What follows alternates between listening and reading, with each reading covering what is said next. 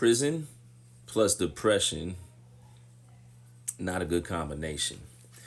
I had lost years of my life. I was watching myself get older in the mirror. I was losing my sanity. I was losing friends. The only escape, because I couldn't do so physically, would to either be some sort of medication that would basically have me walking around the prison like a zombie, leaving me vulnerable and exposed, or try to channel it into something positive, which I did. I became a workout guy, as they say in the penitentiary. But even then, that didn't help me sleep at night. So I started to turn to other things.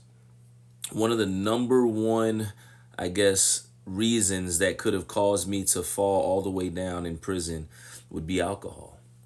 A lot of people don't know that while I was behind the wall, I did have an issue with drinking. How is this possible? Anything that's on the streets it's in prison. Of course, you have guys that make hooch, but you also have guys that make what you call clear. That's literally cooked off into clear alcohol. Yes, guys make stills in prison. That's what we do. We survive. We live. I had a what you call a contract with one of the drink guys or liquor guys, where he already knew every time he came up, I was locked in for a specific amount. I had contracts with two or three guys. I was staying drunk. I wasn't smoking the funny cabbage as much because I didn't necessarily want to catch a dirty urine, which would cause me to stay longer. But man, that drink was on deck. It was my escape. I literally remember waking up, eating a honey bun with some peanut butter on it, and then going back to the cell to start, well, drinking a 20-ounce bottle of hooch.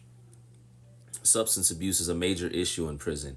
If I could just, let anyone know that's watching this video right now that overdoses occur far too often in the system, and addiction is a very real thing, and it's untreated, and it's not talking or being talked about or spoke about in the media because there's no actual plan of action to address the issue.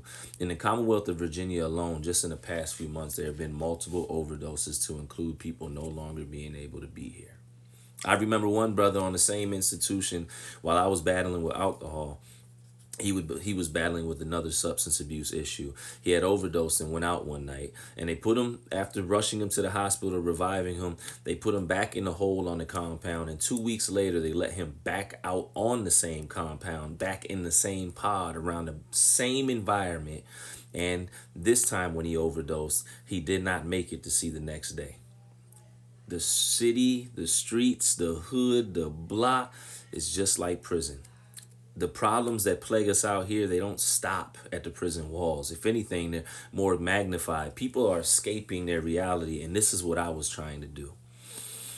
Alcohol literally was the start of what could have been my downfall. I remember I stopped taking care of myself. I was more concerned with the drink than washing up some days because I was that depressed and I just wanted to escape mentally. I remember just wanting to feel numb, and when the alcohol kicked in, I could almost feel it going through my veins immediately. I knew that I had a problem and an issue. Guys would joke with me and say, bro, you be in here partying 24/7. Like it was a good thing, which to some it would seem that way because I had the money to do so, but it was an issue because it was a volatile environment. Alcohol should not be drinking on a daily basis, especially in prison. And it would ultimately lead me to getting into one or two scraps, not just on the yard, but in the block, my cell partner, etc. I had an issue. I was drinking, I was angry, agitated, and now I'm still stuck in prison. It's bad. The negativity is encouraged that environment, and I remember times trying to go to people, half drunk, just wanting to vent, just wanting to say, hey man, I wish I wasn't moving like this, because some of the old timers were one, they're like, yo, you good, you know what you doing? And I would always say yeah, but at the same time I was screaming for help. I even signed up for substance abuse classes, just hoping that there was some magic key that they would turn inside my mind that would cause my anxiety to calm down and for me no longer wanting to have a drink. Fast forward years later, I found out that my father, my biological father, was an alcoholic. And by the time he quit, it was too late. His body shut down. And now, unfortunately, he's on hospice. Addiction runs in my family. It doesn't just stop there. And looking back in hindsight, I can see how if I wasn't an alcoholic in that moment and somehow managed to be in prison, I was definitely on my way. And presently, I'm glad to say I don't drink alcohol, not even beer. I live my life very specific because of this moment, this season in my life. I found a way in prison to not just have what they call street problems and be an alkie while other people were doing other substances, therefore I would justify what I was doing. But I found a way to lose a good job in the institution because there is something like that. It's possible to have a good institutional job.